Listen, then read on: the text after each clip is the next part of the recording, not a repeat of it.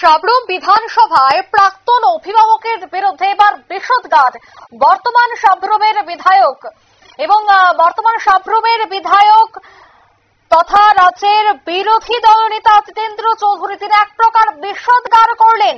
তিনি বেশ কিছু অভিযোগ তুললেন। তিনি বলছেন যে এই সাবরুম বিধানসভা কেন্দ্রে উন্নয়নের নামে সরকারি টাকা রাজ্য এছাড়া প্রাক্তন অভিভাবক এই বিশেষ কাজকর্মে জড়িত রয়েছে বলেও কিন্তু এক প্রকার বিস্ফোরক বক্তব্য রাখলেন জিতেন্দ্র চৌধুরী।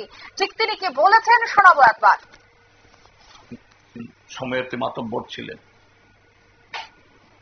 যিনি বিগত 5 বছর যে ফুলে ফেপে উঠেছেন, একজন সাধারণ যে দেউলিয়া কন্ট্রাক্টর এখন কোটি কোটি টাকার মালিক।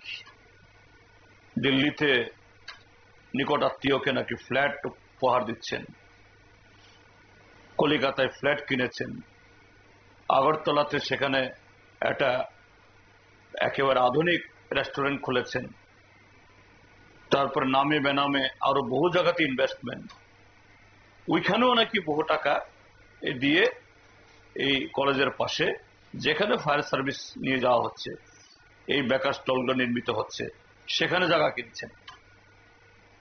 এবং সোশ্যাল মিডিয়াতে সে সমস্ত কাগজপত্র দলিল তার ছবি উঠছে, আমরা কোনো প্রতিবাদ করতে দেখছি না। অর্থাৎ দাল মে কুছ কালা হ্যায়, এটা প্রমাণিত।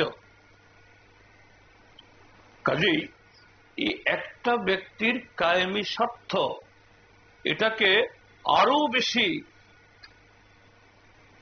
যে তেলে জুলে সমৃদ্ধ করার জন্য এইভাবে যে কোটি টাকা দিয়ে নির্মিত একটা মানে ফুল ফ্লেজেড অ্যাভেলেবল ইনফ্রাস্ট্রাকচার, এটাকে পরিত্যক্ত ঘোষণা করে সেখানে ফায়ার সার্ভিস নিয়ে যাওয়া, নগর পঞ্চায়েতের এই অর্থ সেখানে, ঠিক আছে আগামী দিন যদি সেখানে সেরকম ভাবে জনসমাগম করে ওঠে নিশ্চয়ই যেতে পারে, এটাও নগর পঞ্চায়েত এলাকা, কিন্তু এখনই নিয়ে যাওয়া, এটা তো প্রতিবাদ হওয়া উচিত। নগরবাসী অত্যন্ত ক্ষুব্ধ। সম্ভবত আগামী এই কিছুদিনের মধ্যে একটা বড় ধরনের আন্দোলন সংগঠিত হবে সাবরুম শহরে, সাবরুম নগরে। এবং একটাই,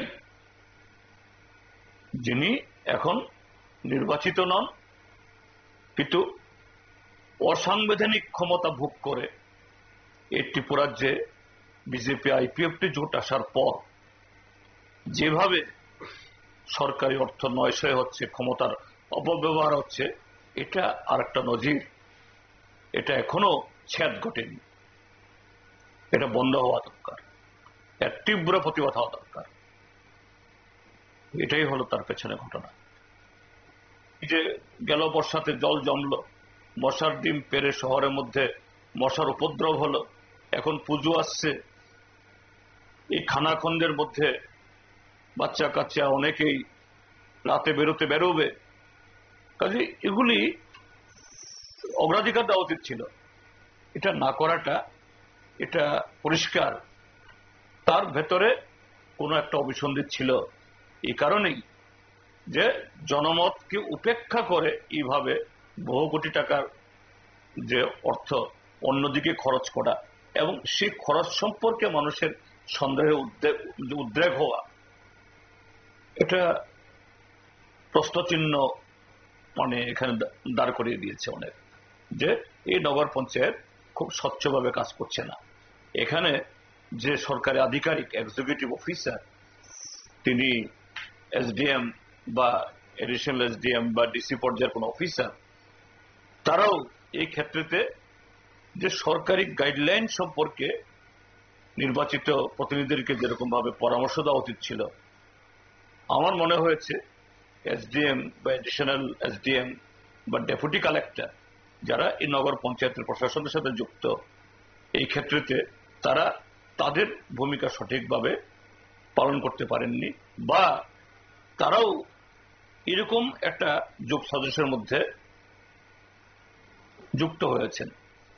এটা জনগণের সে অভিযোগ, এগুলি নিশ্চয়ই যে সরকারের পক্ষে, ঊর্ধ্বতন কর্তৃপক্ষের পক্ষে এ সম্পর্কে একটু তলিয়ে দেখা দরকার। আপনারা শুনলেন সে এলাকার বিধায়ক তথা বিরোধী দলনেতা বাম নেতা জিতেন্দ্র চৌধুরীর বক্তব্য। তিনি বললেন এই এলাকার প্রাক্তন অভিভাবক, তিনি বিভিন্ন বিষয়ে দুর্নীতি করেছেন, অন্যদিকে এলাকায় প্রশাসনিক কর্তারা সঠিকভাবে কাজ করছেন না, বেশ কিছু বিষয় নিয়ে কিন্তু তিনি আজ বিস্ফোরক হয়েছেন। তবে খুব শীঘ্রই বৃহত্তর আন্দোলনেরও হুঁশিয়ারি তিনি দিয়েছেন। নিয়ে নিচ্ছি ছোট্ট একটি বিজ্ঞাপন বিরতি, সঙ্গে থাকুন।